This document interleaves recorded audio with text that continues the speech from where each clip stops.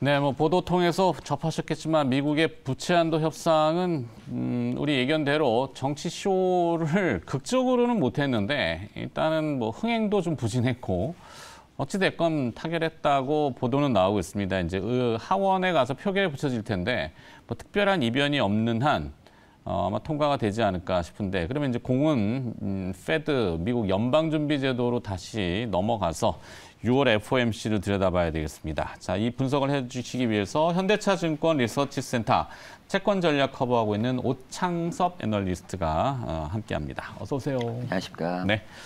자, 먼저 국내 5월 금통위를 들여다봐야 되는데 시장의 예상대로 만장일치 기준금리 동결. 하지만 호키시, 네. 또 약간의 복병이었어요. 도비시 할 거라고 봤는데, 자, 한국은행의 금리 인상 종료로 봐야 될지 의구심이 드는데, 오 의원은 어떻게 보시는지요?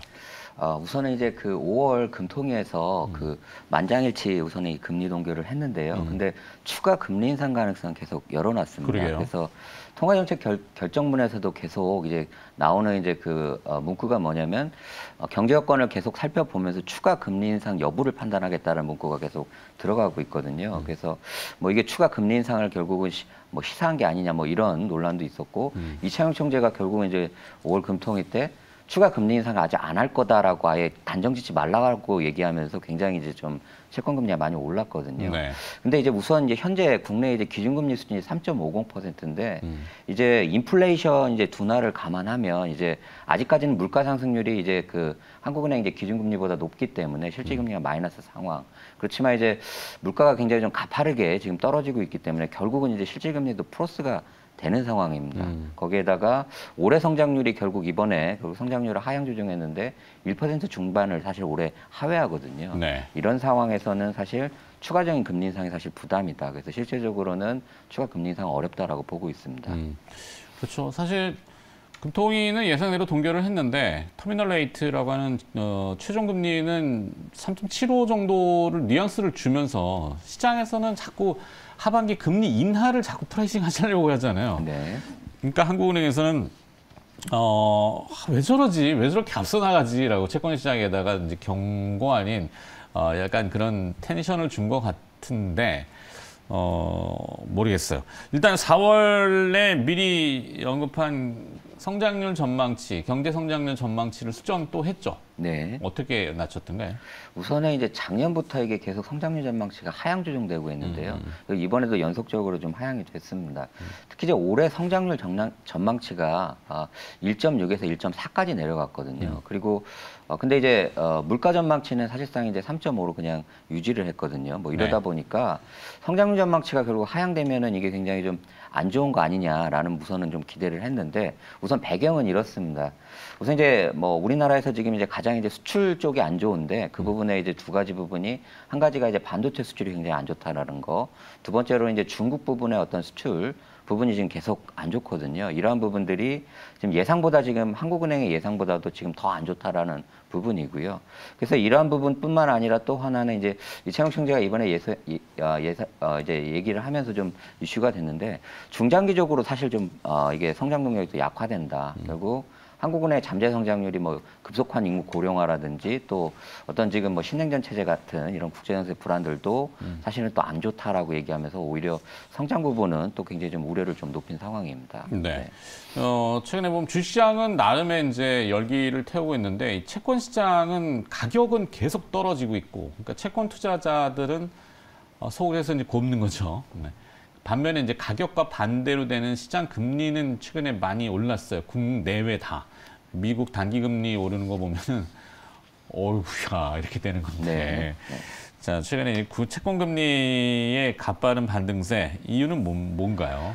우선은 이제 국내 어떤 채권 금리 상승의 어떤 가장 최근에 좀 두 가지 이슈였던 건 뭐냐, 미국 채권 금리가 우선 많이 올랐다라는 부분이고요. 두 번째로는 이번에 지난주에 있었던 5월 금통위가 사실은 굉장히 또 충격이었습니다. 네, 두 가지였는데 좀 나눠서 말씀드리면 지금 이제 미국 채권 금리는 사실 이제 그 부채 한도 협상 때문에 사실 올랐던 거거든요. 네. 사실 초반부에는 이랬습니다. 미국이 부채 한도 협상에 이제 실패할 경우에는 결국 디폴트가 날 거다. 그래서 뭐 사실 이제 만기 부분에 이제 원리금이 상환이 안 될 거다라고 하면서 뭐 1개월, 2개월짜리 어떤 단기 국채 금리가 급등을 했었고요. 짧은 것들은 거의 네네. 내던지다시피 했죠. 네, 맞습니다. 그리고 두 번째로는 근데 이게 부채 협상이 결국은 이제 타결될 거다라는 이후에는 또 하나가 이제 영향이 뭐냐면 지금까지는 이제 그 부채 한도 때문에 신규 채권 발행을 못 했거든요. 국채 발행을. 근데 이후에는 이제 지금까지 물렸던 이제 그 신규 발행 물량이 쏟아질 거다. 이런 이제 수급 부담 때문에 또 이제 채권 금리가 올랐습니다. 그래서 어쨌든 부채 한도 협상이 시나리오가 양쪽을 시나리오 다 지금 채권 금리 상승의 요인으로 좀 됐고 사실 이번에 뭐 5월 그 금통에선 결국 뭐 이창용 총재가 뭐 추가 금리 인상 뭐 아예 없는 거 아니다라고 얘기하고 그렇죠. 뭐 금통위원 지금 이제 뭐 이창용 총재는 사실 이제 그 의견 개진은 안 하는데 7명 중에 6명 금통위원이 결국 현재가 3.5인데 최종 금리 인상 수준을 3.75로 보고 있다라고 얘기하면서 또 추가 금리 인상 이런 얘기 부분들이 나오면서 또 한 번에 또 채권 금리가 국내 채권 금리가 또 충격을 받았다라고 보시면 됩니다. 채권 시장이 꼬여 있군요. 자, 결국에는 물가인데 이 국내 물가는 좀 애매하게 막 이걸 덮으면은 또 포장할 수 있는데 이창용 한 총재 말씀하셨는데 이제 3%대를 일시적으로 볼 수도 있다라고 얘기했는데 미국이 지난 주말에 보니까 PCE 가격 지수가 올랐어요 또. 그러니까 물가가 안 떨어지는 거죠 미국은. 자, 국내의 이 물가에 대한 판단을 어떻게 하시는지요?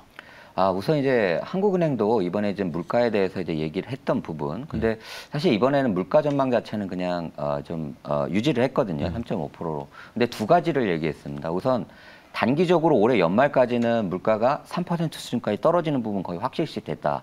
대신 이제 패턴 자체는 어떻게 되냐면 작년 이제 우크라이나 사태 이제 기저효과 때문에 이게 패턴 자체가 이렇게 됩니다. 2, 4분기는 굉장히 가파르게 떨어지고요.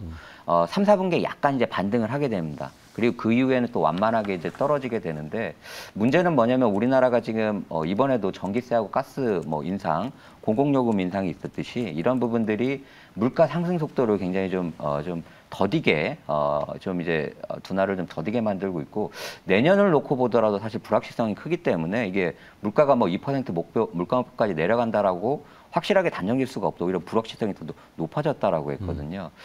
그렇지만 이제 뭐 저희가 봤을 때는 이제 내년까지 어떤 완만한 어떤 물가 상승의 어떤 둔화 흐름이 계속될 거다라고 보고 있습니다. 네. 자, 그러면 이제 본격적으로 6월 FOMC 미국의 기준금리 결정은 6월엔 동결 가능성이 아직은 좀 있는 것 같은데 주말을 경유하면서 또 모르겠네요. 어떻게 됩니까? 우선은 이제 미국도 결국에 두 가지 지금 의견이 좀 나뉘고 있는데요. 우선 내부적으로 보면 우리나라의 금통위에 해당하는 이제 연준 위원들이 아직도 이제 매파적으로 추가 금리 인상을 해야 된다라는 목소리가 아직도 나오고 있고요. 네. 대신 이제 이런 부분도 분명히 좀 감안을 해야 되는데 지금 경제 여건을 보면 미국도 지금 이제 금리 인상이 좀 만만치가 않습니다. 왜냐하면 미국 같은 경우는 우선 지금 이제 금리 수준 자체가 5.25%거든요. 연방금리 상단이. 그게 이미 2008년 어떤 서프라임 위기 당시의 금리 수준이고 이게 굉장히 높은 상황이고 사실 4월 소비자 물가 상승이 4.9까지 떨어졌거든요. 그러니까 미국은 이미 실질 금리가 플러스가 된 상황입니다. 그리고 또 이제 미국 지금 이제 금리 인상의 이제 여파로 지금 계속 나오는 게 미국 상업용 부동산 경기 둔화, 그렇죠. 또 이제 이에 따른 어떤 중소 은행들의 어떤 부실 뭐 이런 부분들이 계속 문제가 되고 있기 때문에 사실상 미국도 여기서 추가로 금리 인상이 굉장히 좀 부담스럽다라고 좀 보입니다. 네.